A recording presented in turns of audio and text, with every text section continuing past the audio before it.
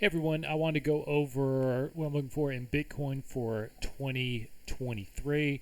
It does have an interesting setup right now if it does hold, and if it does continue to move up, it could take it to new highs that it hasn't reached before, and we'll get into that here in just a little bit.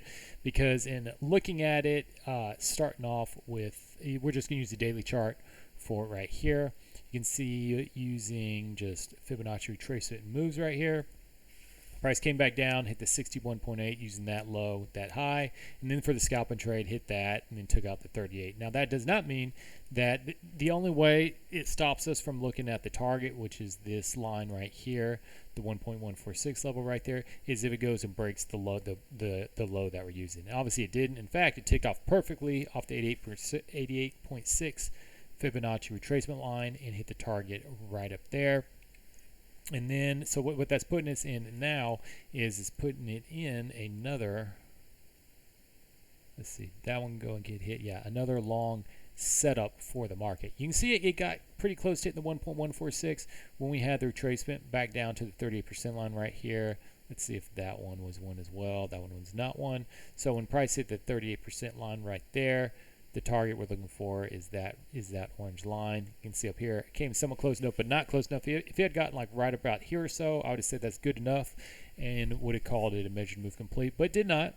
So it basically created a double top, and ever since then, it's been having, it's moved down. Now, as far as the scalping trade goes, it's pretty close because you've seen some of the other previous videos. When price gets close to either the 61.8 or the 88.6, you just have to make a judgment call if I want to call it as a trade. For this one, I don't think it's close enough, but let me show you something here where it's better to be safe than sorry, because there's always other trades out there. If we're looking for this trade right here, where we would have been expecting price from a couple years ago to going down to that target, so using that high and that low, using the red semaphore, price come up and hit that. Obviously that didn't happen. So price did come up for a scalping trade, hit the 61.8, came close to it, and then came somewhat close down to 38. And then it comes again a little bit close, not as close to the 61.8 to hit an 88.6, but does come down and hit the 61.8, but then takes off. So since then, you would have had some serious if you had gotten in like right there at about 1,300. Well, 13,000. Well, look, it goes to 69,000. I mean, ever since then, it's come back down all the way to about 15,000. So if you had gotten anywhere else, you would have made a little money off of it. Who wants to hold something for a couple of years, and especially with that big a drawdown? So that is why I play it safe on there for that one price. It does get close, and this one for the 61.8 would have been close enough. I would have said that's been good enough for it. Now, I mean, it is closer than 88%, 88.6. And usually when that happens, when price does get close enough to it, bring up your exit, because it isn't respecting the lines, which again, they're just made up lines, Fibonacci numbers on it, but for some reason the algorithms use them a lot of times to trade off of. So when it doesn't hit quite that line right there, you want to bring your exit up as well, just to make sure you get out. So that's how that one works. That one's just a funky one that I wanted to show for it, because that's why you have to be pretty careful and just get out early if it's close enough to it. So that one would have been close enough for it, and so that's that. So then moving on up the other way, we have it where we just were, going up right here. Take that off there. Price hit at 38, so we were expecting price to go up here and hit the target. Has not done it yet. Did, in my opinion, close enough for a scalping trade. Came close to 61.8 and came up and took it right there. So not looking at that, but it is still valid for the target that we're looking up here, being 74,115. That won't go away until price comes and break. If it does break below down the slowdown here, about under $4,000 for it right here. And then if we're looking for it going the other way, because we do have a red semaphore going the other way for it, we are just waiting for price to come up and hit the retracement. You can see it's just been moves down, came up, hit 31.8, 38.2, then hit the target right there. So we just keep drawing it down, waiting for the 38% to come up and get hit. Obviously, it has not come up and get hit yet. So whenever we do get a bounce back up, look for some resistance wherever the 38% line is. Right there, it's about at 36 78,000 for it. And again, this is using the daily chart for it. So if you want to use the yellow semaphores where it just has been creating measured move downs, we had that one come up and hit it right there, then finally took that out right there. Then we switched to the next yellow one that just got created. So currently, if the measured moves are going to continue in this, obviously this is a downtrend that Bitcoin has been in ever since almost $70,000. Then the next target we'd be looking for would be down here at about 13,980, and I'm gonna draw a little black line for that because that'd be the next target that we're looking for.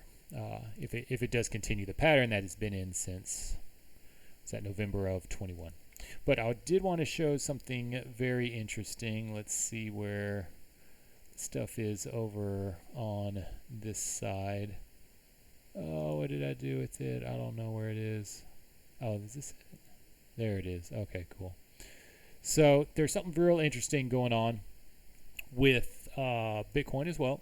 And one thing, the way I do my Elliott waves, I just do it straight off of Fibonacci levels. I've never understood how to every single rule and change this if this happens, or don't do that if that happens. But the main rules for Elliott waves are that wave 3 right here cannot be the shortest, and wave 4, which would be this wave right here, cannot break below wave 1, which is that one right here. So those are kind of the two main rules. I think there's a third one I'm leaving out, but I know those are. Oh, I think it's also you can't have wave 2 can't be below wave 1, right? So that one's easy. But wave 4 cannot break below wave 1, which is this black line right there. And then wave 3 cannot be the shortest wave out of the 5 waves, and it's obviously twice the size of wave 1. So those rules are satisfied right there. So if this does come to fruition for this 5-wave move for Bitcoin, then the price the target that we're looking at up here would be off of this move right here for it, because using the Elliott wave. So we'd be looking at this orange line up here.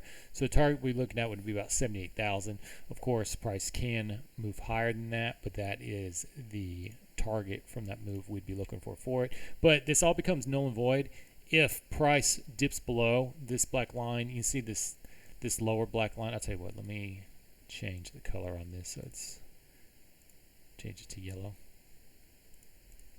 So if price breaks below the yellow line right here, then this is all null and void, since wave 4 cannot break below into wave 1, and that's the top of wave 1 right there. So if price does go below 14,170, then this Elliott wave is not valid and it's not going to work. But so far it hasn't. It did come close in this candle right here, which is the low of that one was 14,925, but it did not go below 14,170, as you can see. And the black line was just that measured move. So obviously if this measured move right here to the downside, if this continues its move down, it hits a target, it's going to break it, and then that 5-wave move isn't going to be worth it. But if Bitcoin finally does start ramping up, maybe it has gotten a little support up here, and this 5-wave move does go to completion. Currently price is at 17,550. The target I'm looking for is 78,815. So those are the couple different scenarios for Bitcoin. So if you're bullish in it long term, it could be a good place to get into it, because if this 5-wave move does happen right here, it's going to be a nice little profit gain. But again, if price breaks below 14,170, then that target's dead and gone. But anyways, that's Bitcoin. That's all I'm looking for here in 2023. Now, I'm not saying in 2023 it's going to go up and hit 78,000, but that is the potential target if this does come to fruition and does hit it. So I thought that was pretty interesting. Wanted to share it with you all. So take care.